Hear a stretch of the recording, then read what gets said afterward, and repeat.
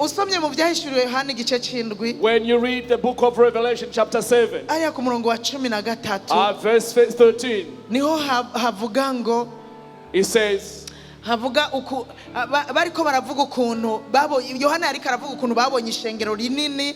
John was talking about how he saw a great church. Ngo bambaye amakanzu yera. They were in pure white garments. Ngo hanyuma ngo aramubaza ngo mbega abo ni bande? And he began to ask, who are those people? Ngo aramubwira ngo niwe wobamenya databuja. And he said to him, you are the one who knows, Lord. Ngo aramubwira ngo abo nabavuye muri yasi y'imibabaro. And the angel spoke to John and said, these are the people who endured the time of the earth. Burya tuba mwisi y'imibabaro. See, we live in the earth full of trials. Ubu buzima this life that we're living today, we live this life but in pain. We need to be aware of this. We need to live knowing this, that we are living a life that leads us to heaven, but we are living a life that requires a lot of perseverance here. And when we encounter trials, we need to know, because even the angels in heaven know these things. They are waiting with such a great patience, wanting to see those people who persevered the time of agony here.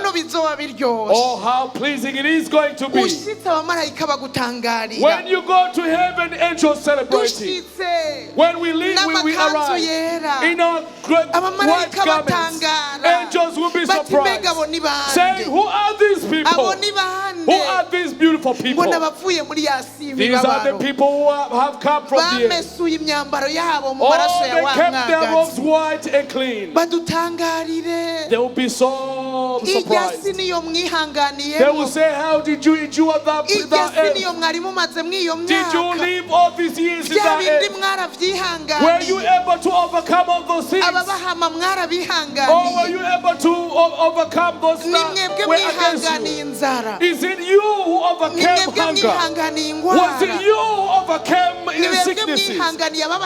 Were you who overcame people who persecute you for the name of Jesus' sake? They will be surprised. They will be so surprised.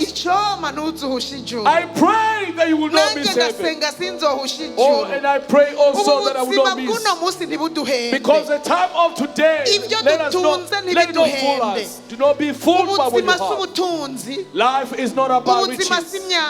Life is not about clothing. Life is not about makeup. Life is not about good shoes. No.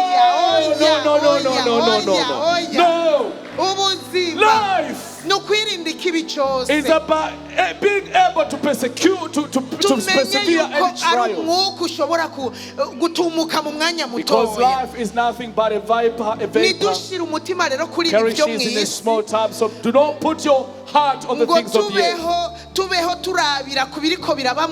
But do not put your life on the things that are happening.